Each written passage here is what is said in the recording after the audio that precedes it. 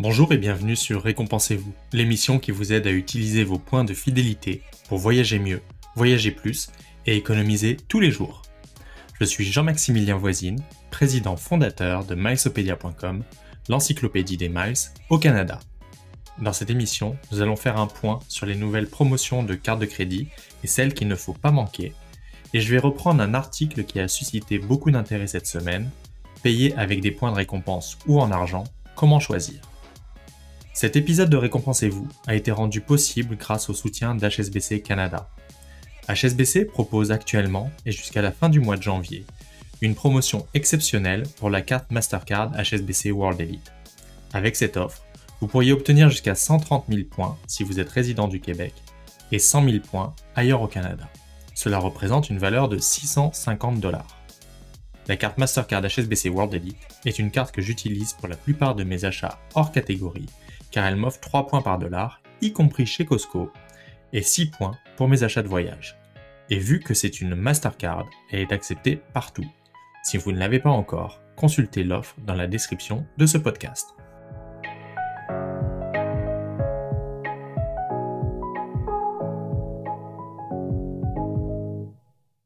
Tout d'abord, je vous souhaite une excellente année 2022. Même si celle-ci n'a pas commencé de la manière dont nous l'aurions imaginé il y a quelques semaines, ressemblant davantage à ce que nous avons connu durant l'hiver 2021, permettez-moi d'être optimiste en l'avenir. Il va de nouveau falloir être fort et solidaire pour traverser cette période. Des jours meilleurs sont devant nous et nous pouvons nous permettre d'espérer à une réouverture du monde à l'été prochain, voire même au printemps.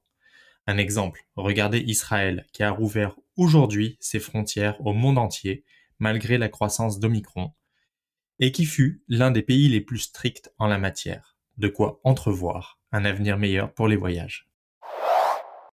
Alors, avec le début de l'année 2022, on assiste à de nouvelles offres de cartes de crédit. Ça a été notamment le cas du côté de la banque Scotia, qui a ressorti une offre pour sa carte de remise en argent, la carte Scotia Momentum Visa Infinite.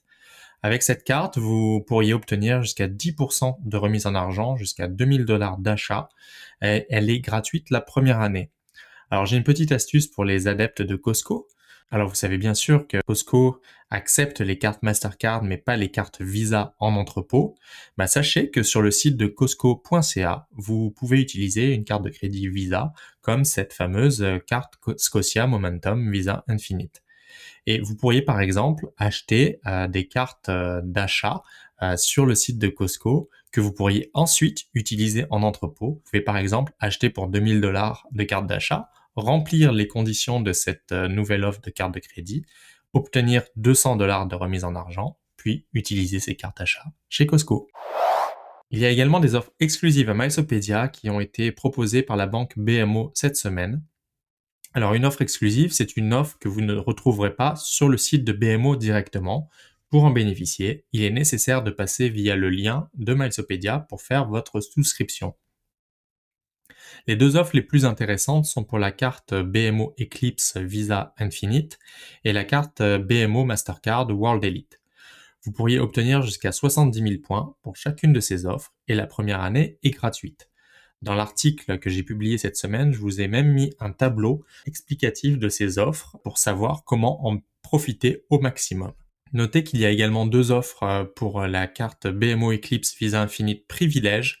Vous pourriez obtenir jusqu'à 90 000 points, mais attention aux conditions de dépense qui sont plutôt élevées. Et pour la carte BMO Récompense sans frais annuels, jusqu'à 15 000 points. Tout ceci, vous le retrouverez dans l'article sur Milesopedia et dont le lien est dans la description de ce podcast. Et comme indiqué en introduction de ce podcast, ne manquez pas l'offre actuelle d'HSBC. Celle-ci est valable jusqu'à la fin du mois, donc il reste encore 3 semaines pour en bénéficier. Si vous vivez au Québec, vous n'avez aucun montant minimum à mettre sur la carte pour obtenir la prime de bienvenue. Et généralement, la majorité des points sont versés au compte 6 mois après la souscription. Ainsi, si vous souscrivez maintenant au mois de janvier, vous aurez accès à vos points cet été. Quel excellent timing compte tenu de la situation actuelle, vous ne trouvez pas ? Passons maintenant au programme de récompense. On a tout d'abord Aéroplan. Je vous rappelle que depuis le 1er janvier, tous les compteurs sont remis à zéro au sein des programmes de fidélité. Et du côté d'Aéroplan, c'est la même chose. Ce qui veut dire que on repart à zéro du côté de la qualification quotidienne à un statut. Alors, la qualification quotidienne à un statut Aéroplan, qu'est-ce que c'est? Ça vous permet d'obtenir le statut Aéroplan 25K en accumulant 100 000 points Aéroplan durant l'année. Les points obtenus avec vos achats sur les cartes de crédit Aéroplan, les dépenses auprès des partenaires comme sur l'e-boutique Aéroplan, Starbucks, Uber, etc. Et bien évidemment, tous les points obtenus avec vos réservations Air Canada ou de transporteurs partenaires sont pris en compte. Malheureusement, les primes de bienvenue des cartes de crédit ne sont pas prises en compte, tout comme la conversion de points, comme par exemple depuis American Express Points Privilèges, ni l'achat de points. Ce serait bien évidemment trop simple. Alors, est-ce que ça vaut la peine d'obtenir un statut 25K? Là, c'est vraiment en fonction de vos habitudes de voyage. Un statut 25K du côté d'Aéroplan vous permet d'obtenir des avantages comme la sélection de sièges, l'enregistrement prioritaire, la franchise de bagages. Quand on parle de franchise de bagages, c'est 2 bagages de 23 kg par réservation. L'embarquement prioritaire, 2 laissez-passer au salon Feuilles d'érable en Amérique du Nord, 20 crédits e-surclassement, etc. Alors, ces avantages sont pour généralement des personnes qui voyagent régulièrement avec Air Canada. On va parler de 4-5 fois dans l'année. Vous pouvez avoir quand même ces avantages sans avoir de statut, mais avec une carte de crédit Aéroplan, donc une carte de crédit auprès de la TD, American Express ou CIBC. Vous pouvez avoir certains de ces avantages comme l'embarquement prioritaire, comme la franchise de bagages pour un bagage. Ça peut être intéressant de voir qu'est-ce qui est le mieux pour vous. Est-ce que ça vaut la peine de courir après un statut ou est-ce que tout simplement avoir une carte de crédit Aéroplan ne serait pas le plus judicieux?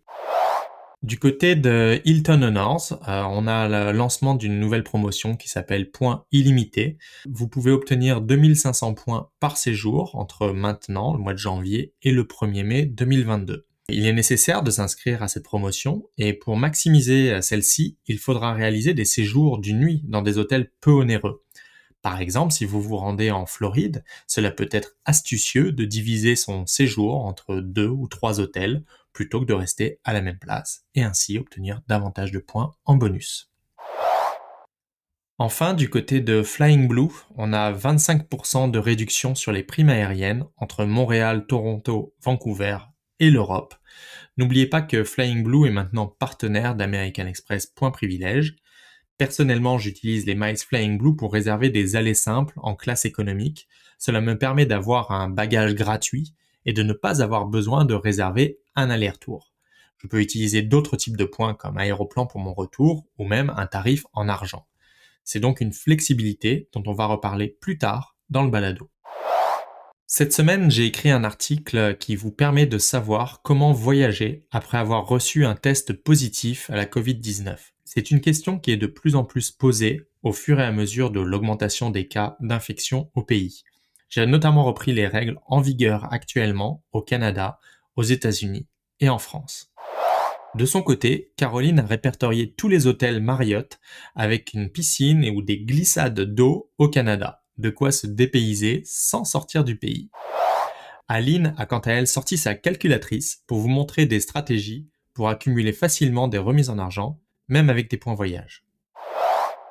Brigitte a rédigé un reportage photo sur le Courtyard Ottawa Est, un hôtel facilement accessible avec vos points pour visiter la capitale du Canada.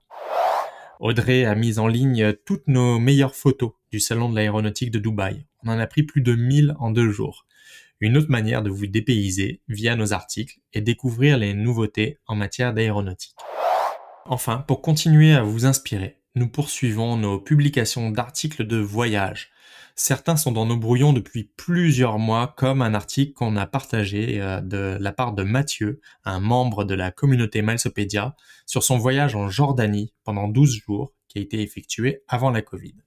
Répondons maintenant à la question: payer avec des points de récompense ou en argent, comment choisir?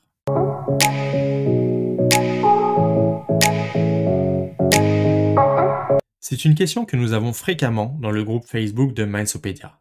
Payer avec des points de récompense ou en argent, comment choisir? Vous pensez avant tout à la valorisation de vos points de récompense. Mais est-ce la seule chose à analyser? Eh bien non. Frédéric en a fait la démonstration dans son article d'analyse de cette semaine. Commençons par la valorisation. C'est sûr que c'est une composante importante. Vos points ont une valeur, et ce n'est pas parce que vous les avez reçus gratuitement, avec des primes de bienvenue de carte de crédit par exemple, que vous devez les dilapider. C'est un peu comme si vous aviez reçu un chèque ou une carte cadeau à Noël. Ce n'est pas parce que c'est de l'argent gratuit que vous allez virer fou et acheter n'importe quoi. Les points, c'est exactement la même chose. Pour valoriser des points de récompense, il sera important de comparer avec ce qui est comparable. L'exemple le plus simple est pour un billet d'avion ou une chambre d'hôtel. En faisant la recherche aux mêmes dates, pour les mêmes vols et la même chambre, vous serez en mesure de déterminer la valeur. Vous aurez entre vos mains 3 paramètres. Le premier paramètre, bien évidemment, le prix total. Ce paramètre représente le coût total de la réservation, incluant les taxes, ne les oubliez jamais, lorsque l'on paye en argent. Donc là, vous avez ce prix total. Ensuite, le second paramètre, c'est les points. Ce paramètre représente le nombre de points de récompense qui sont requis en échange de la réservation, du billet d'avion ou de la chambre d'hôtel. Et enfin, le troisième paramètre, ce sont les taxes et les suppléments. Ce paramètre représente les taxes et les suppléments que l'on doit verser en plus des points de récompense pour faire notre réservation.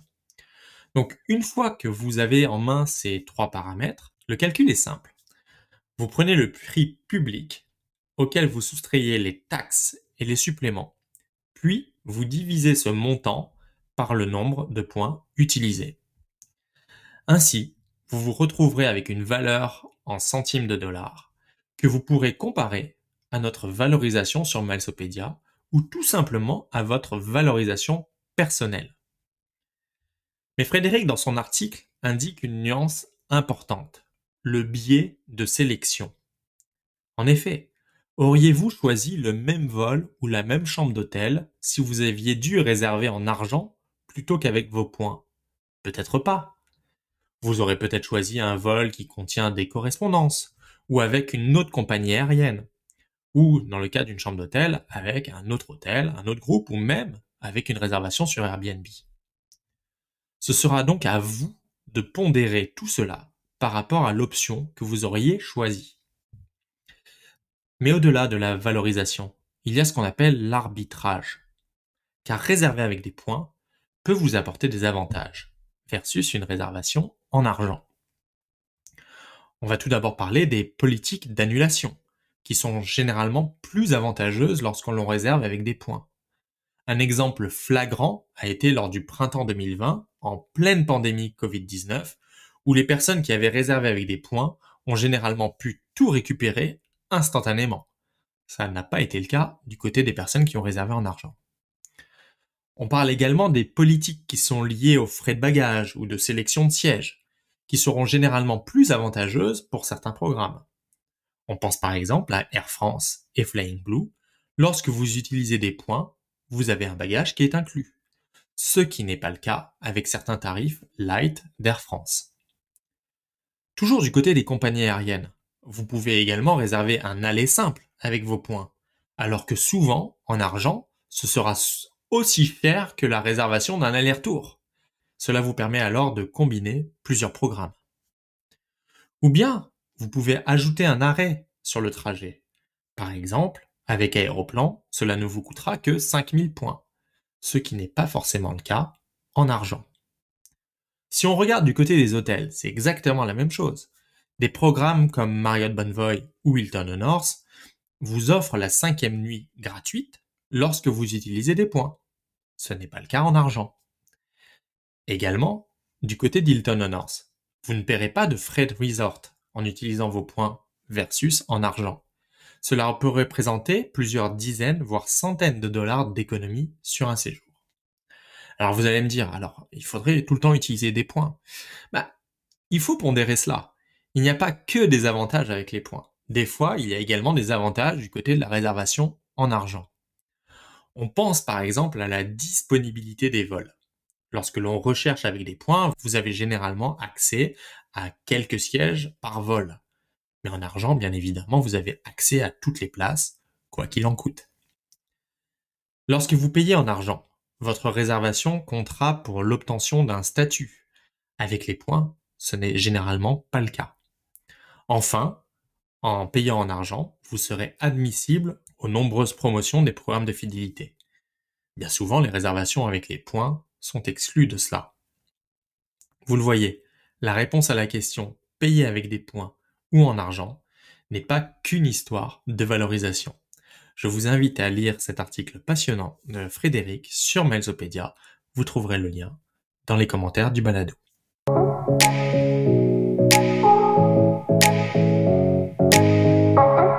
Je vous remercie d'avoir suivi ce premier épisode de Récompensez-vous de 2022. Il y en aura bien d'autres cette année. On espère avec de bonnes nouvelles du côté de l'industrie et notamment du côté des voyages.